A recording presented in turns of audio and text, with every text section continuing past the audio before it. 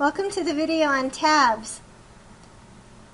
In this video you're going to learn how to line up text using tab stops in Microsoft Word to make your document look better. So remember from the last lesson, the first thing that you want to do before you start building your document is to save it and give it a name. So I'm just going to use my Save button on my Quick Access toolbar. You'll be saving in your network folder. I'm going to save just to my desktop. And remember that the format for saving should be the name of the assignment and your initials. Check your document title to make sure that that pulled in okay. And then the next thing you're going to do is put in your header. So insert header, 3-column. Left container is your name. Center container is a quick parts field for the file name. And the far right container is the date and time. Make sure you choose an option with both the date and the time. Then you can close your header by clicking the X, or you can just double click down in the body of your document. Just a review of things we learned last time that you will need to know for this assignment. Curtis Nelson, would you come to the office, please? You're going to need to know how to change your font style, font size, bold, italics, and underline, and then also your center justification here. That will be review. Everything else is new. Before we ever start typing anything, we need to change our line spacing options. Notice as I am typing, it appears that my text is double spaced. If I select it and go into my line spacing tool and say single space this, it doesn't change it. This is kind of an annoying default that Word has built in. It automatically adds an extra space between your paragraphs, or whenever you hit enter, it's like it puts in 2 enters. So in most of your assignments in this lesson, you're not going to want this option to be going on in your document. So you're going to want to change your spacing to remove the space after the paragraph, and then it's single spaced. So before you ever start typing anything, come into your line spacing option, remove space after paragraph. It's a little bit easier if you do it before than if you try to make adjustments after. To add tabs in Word, you need your ruler bar visible. If you can't see the ruler bar, you need to go into View and make sure there's a check next to ruler. And I'm just going to go back to my home ribbon. On the ruler bar, things are separated just like you would see on a regular ruler. This gray area here on each side represents areas outside of the margin. So as you're setting tabs, you don't want to set tabs in the gray area of your ruler bar. This tool to the far left has a small graphic of which tab will be set. So right now it's defaulted to left tab. If I click that tool, it moves to center, then right, then decimal. Those are the 4 tab stops we will be learning how to set. Left, right, center, and decimal. If you keep going, there's a bar tab and a few other things that we're not going to learn about. And then eventually you'll get back to left tab. So I'm just going to set one of each so that you can see what they do and the difference between each of those tabs. So if I wanted to set a left tab at the 3-inch mark, I would just come and point my mouse right at the bottom of my ruler under the 3. And then that moves, that puts in a little tab graphic on my page. I'm going to hit the tab key on my keyboard, and it's going to shoot me right to that tab stop. And notice that my text is lined up, far left character, even with that tab. I'm going to move to a new line, and I want to get rid of that tab, so I'm just going to click on it and drag it right off the ruler. Maybe. I'm going to click one more time over here so I'm with the center tab, and I'm going to set a center tab right in the same place. Tab. Notice the difference. It's centering that text around that tab stop. I'm going to take that tab out. Click on the right tab. Set that one at 3 inches. Oh.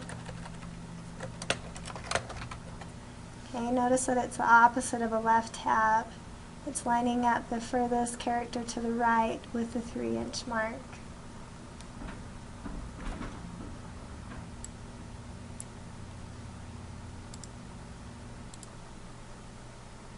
Okay, the last tab is the decimal tab. Looks like a center tab with a little dot next to it. I'm going to set that one at 3 inches. And for this one, I'm actually going to type in some numbers so you can see how it lines up.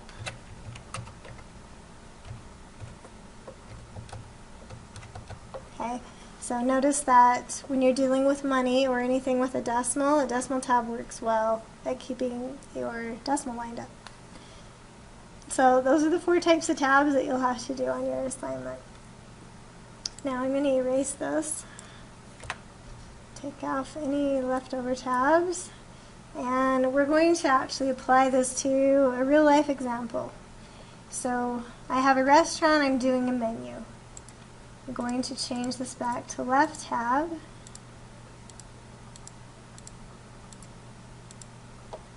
And I'm going to set a left tab at 1 inch. And then I'm going to set a decimal tab for my prices at 5 inches. Okay. So I tab in. This is the first item on my menu. Let's say I do a breakfast place, and I put my price. Okay, and then I do next.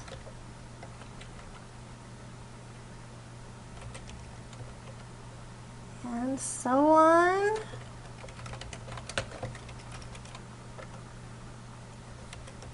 Alright, so here's an example where you have a left tab on the left, decimal tab on the right, and things will line up.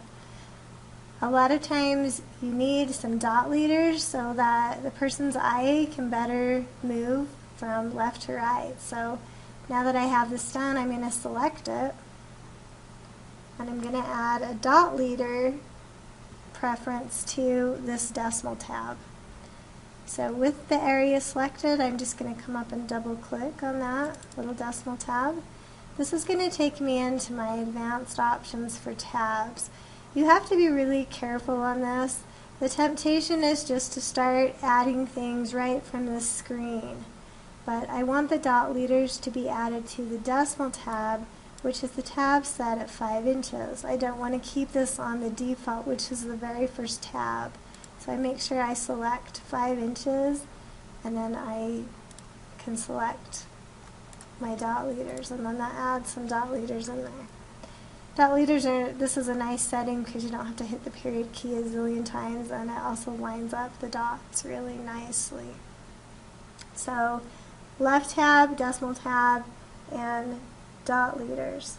Now let's say that after I have my menu typed, I decide that these items are too far apart. I can select the whole thing again, and then if I want to move it a ½ inch both ways, I can grab that tab, move it to the right, and then my decimal tab, move it to the left. You have to make sure when you're making adjustments to tabs that you select everything that's affected. For example, if I were just selected on my last line and I decided to move, it's only going to affect that line. So when dealing with tabs, you need to select everything that was affected and then move your tabs. Throughout your assignment, you're going to have multiple tab settings on one page. So here, I have my left tab and my right tab, and that works for this part. But let's say that underneath this, I have some drinks, and I don't want them to be the same tab stops as this. So I'm going to come up, make sure that I'm not up here where the tabs were set, but down below, and I can just drag those tabs right off. And then let's say that I want to do another left tab here, and a decimal tab at 2.5, and a left tab at 3.5, and another decimal tab at 5. And then my goal is to put in my drinks.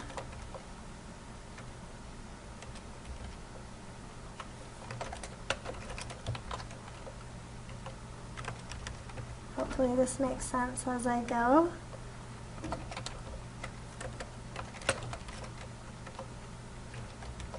Have you ever wondered why orange juice is so expensive at a restaurant?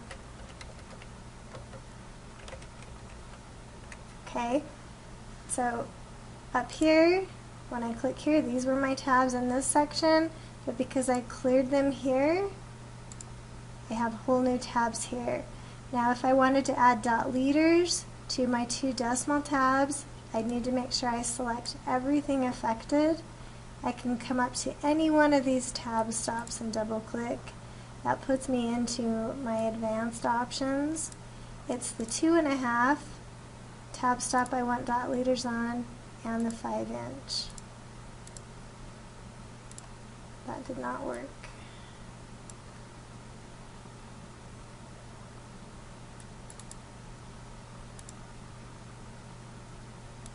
There we go. Okay. So again, just make sure that when you're making any changes that you select every affected area for your tabs. I could go back in here if I wanted.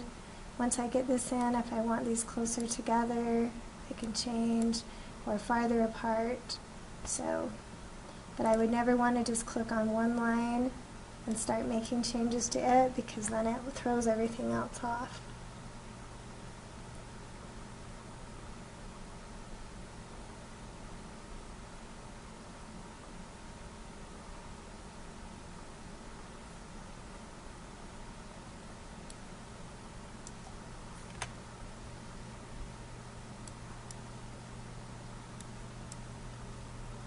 Okay, let's use another example. Another common use of tabs with dot leaders. I'm doing a table of contents, so beginning of a book. I've turned my center on so I can type my title, and then I'm going to go back to left justify, and I want a left tab at 1.5 and a right tab at 5. Before I start, I know that I want this right tab to have dot leaders, so I'm going to double click and go right into my advanced settings, 5-inch dot leaders, and then I'm going to start typing. Whoops. So these are the pages that these begin on.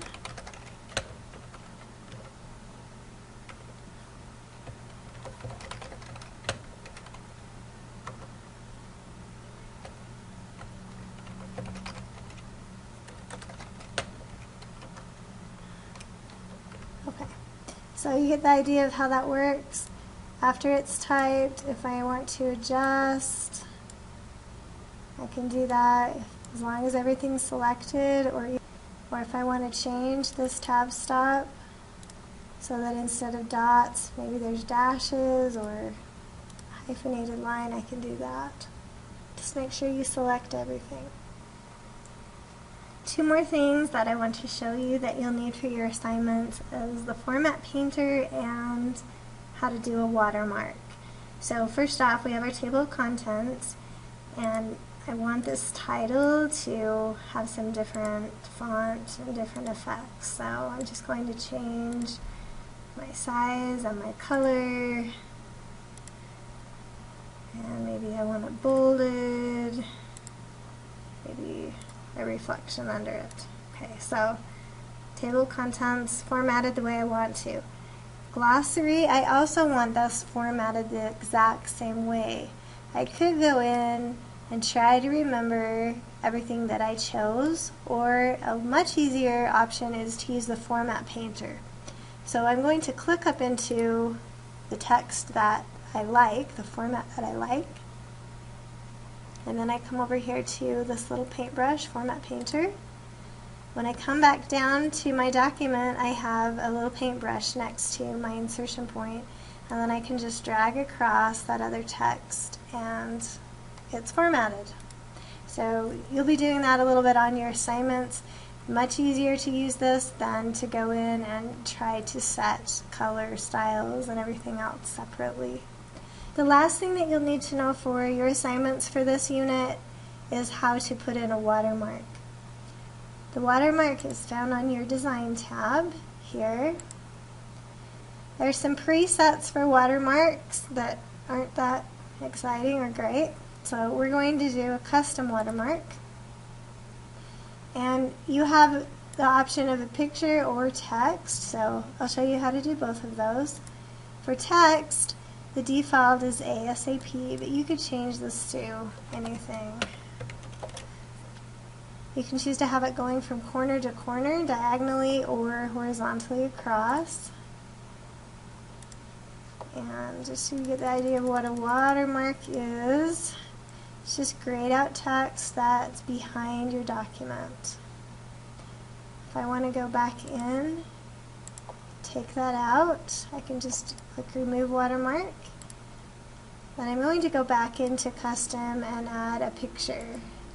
And if you click Select Picture, this allows you to go on to office.com or out on the internet, or you can browse for a file on your screen. I'm just going to grab the Longhorn. And when that pulls in, it's just a faded out image. Watermarks are just really cool ways to enhance flyers, brochures, programs, things like that. So that concludes the video for Lesson 2. Sorry it was a bit long, but good luck on your tabs assignments.